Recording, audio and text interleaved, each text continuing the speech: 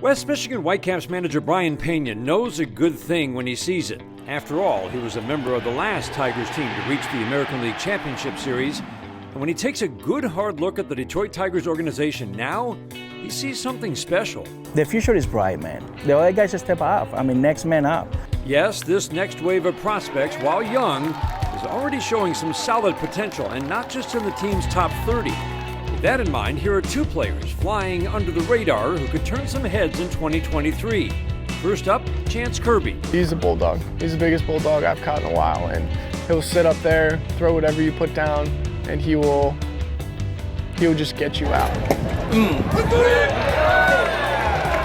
You know, whatever he's got, he knows it's better than what the hitters got, and he's gonna get you out. He consistently goes, 5, 6 with no runs scored, 1 run scored. It's almost like an every time thing, and it's very quietly done. One, it's his stuff. His stuff really plays, but he gets after it, and it really, he has multiple ways of getting guys out. He can throw it by guys, or he's got the off-speed arsenal to become just a pitcher. And he started off in the bullpen for us, and he was our best arm out of the pen, and moved him to the starting role. And like it's no big deal. He picked up right where he left off when he was coming out of the pen. I'm extremely competitive. That's the big thing. I'm no matter what I'm doing. Baseball, it could be video games. It doesn't matter. I'm going to compete, and I'm going to try and win. That's the mentality I take, especially on the mound. I've been an underdog probably most of my life, undersized, just kind of overlooked in ways.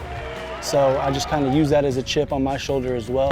So, I'm very motivated, in the weight room, on the field, everywhere. So trying to just gradually keep growing and maximizing what I got. It's taken me a little bit longer than most, I guess. Most underdogs or most under the radar guys are like that, but I'm starting to feel confident and grow. Anywhere else, I don't really feel as comfortable, but on the mound, it's like a flip, like a switch, where it's like that's where I need to be, that's where I feel comfortable, and that's where I belong. And his stats from last season back it up. Kirby led the Eastern League in earned run average, whip, and batting average against. I really, honed in the mental aspect, controlling my breathing, controlling my thoughts, controlling, in the moment. And that's really helped me take off on the mound. Swing and a miss, got him on a changeup. Over in West Michigan, the Whitecaps rostered some big names this year, like Jackson Jobe, Jace Young, Colt Keith, and Isaac Pacheco. Ben Malgeri also started to make a name for himself after taking over center field following the departure of Tigers' top 20 prospect Parker Meadows. I have an opportunity to work, with a lot of good young athletes, especially center fielders like Riley, Parker Meadows, Cabrera, and Malgeri's there. We give him a lot of opportunity, to play. After Parker Meadows went to Erie, Malgeri came in and he took over. He took over with dedication and passion about his position, and never take anything for granted. He's one of those guys that he's a grinder.